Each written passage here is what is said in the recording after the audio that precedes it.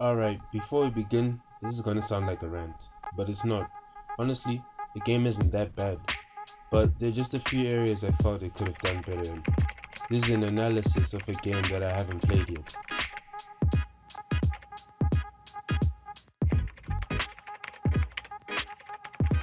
Actually, analysis implies that I know what I'm talking about, which I don't.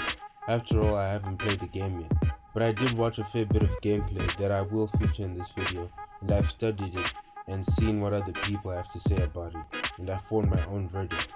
This game, it's so not what it should be. I mean, it's a good game, like don't get me wrong, but it could have been great. I mean, you got everyone's favorite spandex spotting Red Dead, your favorite witty wisecracking Tin Can, the mighty unit with the body of a Greek god despite being Norse, the man who has an ass that inspires the whole of America, and the big green bully along with an Indian female teenager, just for diversity. All in a single game and with fully fledged movesets and combat. Like, how could you go wrong with that? Well, the main cast doesn't feel like they belong. Certainly not due to the lack of talent. We got Troy Baker, Nolan North, Travis Willingham, and Laura Bailey, who all have good chemistry together since they have been in other games like Uncharted 4, Infamous Second Son, The Last of Us, and probably many more. Jeff Sheen, or Shine, I don't know, Darren DePaul, and Sandra Sard are all unfamiliar to me, but they also give a decent performance. Emphasis on decent.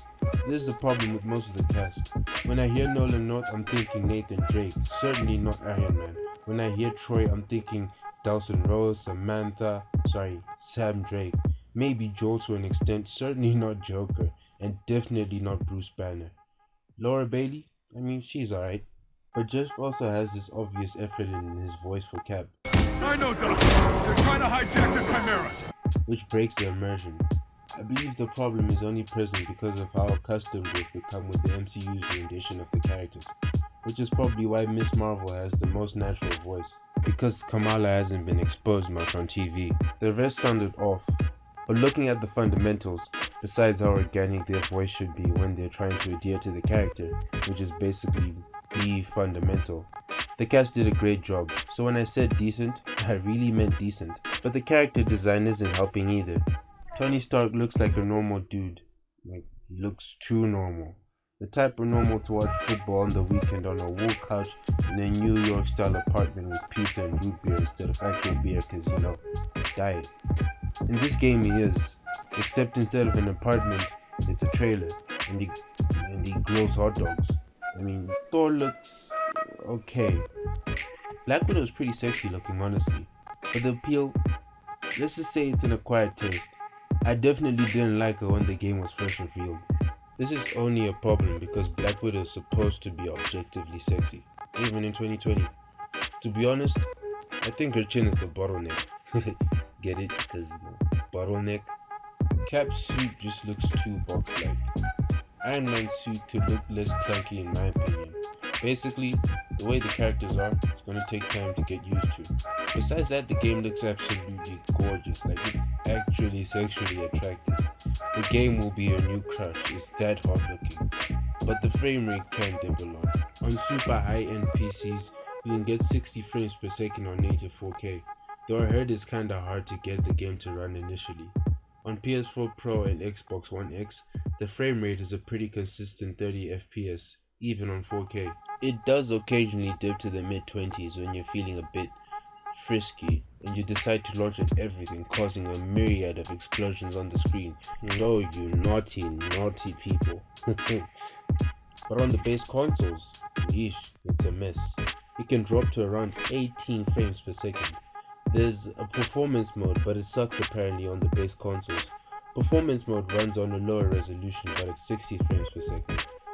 But when the screen gets filthy, it drops all the way down to the mid-20s, so performance mode really isn't worth it. Okay, maybe not mid-20s, but around, it goes back down to 40, and yeah, there are times where it does dip below 30 frames per second. The combat is also not exactly nice, it's a bit meh. I can only probably judge the feel by playing it, but yeah. I did, However, I hear from other YouTubers that Mjolnir doesn't really feel satisfying when you summon it. A rougher shake to the screen when you catch it could have easily fixed this, I feel. It definitely doesn't sound good. It sounds hollow, and this stops it from selling the devastation it delivers because all you hear is Iron Man's flight controls are okay, only when you're not trying to shoot his repulsors. He moves with the giant crosshairs on screen, so his body points wherever you're aiming. This just looks restrictive, and I can't imagine it feeling good when playing it. Hulk, however, looks pretty good. He is slow, clunky, and lumbers across the battlefield, but then that's how Hulk is supposed to be. And the animation does a great job on selling this momentum building and dissipating. But honestly, his fighting is also pretty unsatisfying. But this is only because Eidos Montreal and Square Enix were a bit family friendly with their effects to do with violence. No bone crunching sounds, no dismemberments or anything like that. So it looks like you're punching life-size Barbie dolls instead of punching people. I mean, it makes sense because it's a comic-based game, but at the same time, it's a comic-based game. This affects everyone's combat, but it's especially apparent on Hulk. Shit! Everyone else, though, was pretty nice combat, and the combat in general, it's nicely done. But a huge motive for fighting and doing sufficient damage is the loot and gear you're rewarded with, because it's that type of game. But the gear has like zero cosmetic changes on your character. I saw IGN talk about this and they had a pretty good point. A large part of loot in any video game is the opulence that comes with it. Gold and diamond camo in the Call of Duty games are always a way of showing that you're a beast at it. Or the Damascus camo in Call of Duty Modern Warfare 2019. Here you just get stat boosts. So you may have a maxed out character, but nothing to shove down your opponent's throat. That's not to say the game lacks cosmetic features. No, not at all. This game is stuffed with suits. It is as much action-packed badassery as it is superhero dress-up. But honestly, these are things that I was just worried about. So it may sound like a rant instead of an analysis. But the game has more good to it than the bad. It is well crafted overall and it will keep anyone busy. It is thoroughly entertaining most of the time. I mean, you can get tired of seeing that Peach, Black Widow. Whoa. The characters are nice, and I like Kamala the most from what I've seen. Except for the scene where she cries to Bruce. She was sniffling a lot, but no tears came out. Okay. Maybe it's just the flu. That whole scene was a miss for me, except for this part. Not a lot of people could, do that. Good isn't a thing you are.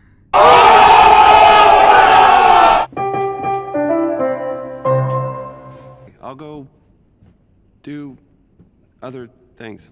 Excuse me while I slip into something less comfortable. Where did you get this? Guessed your password on some resistance blog? Impressive. Dude, your password was I am Iron Man. Really? Huh. Thought I changed that. Anyway, thanks for watching. I'll go do something else.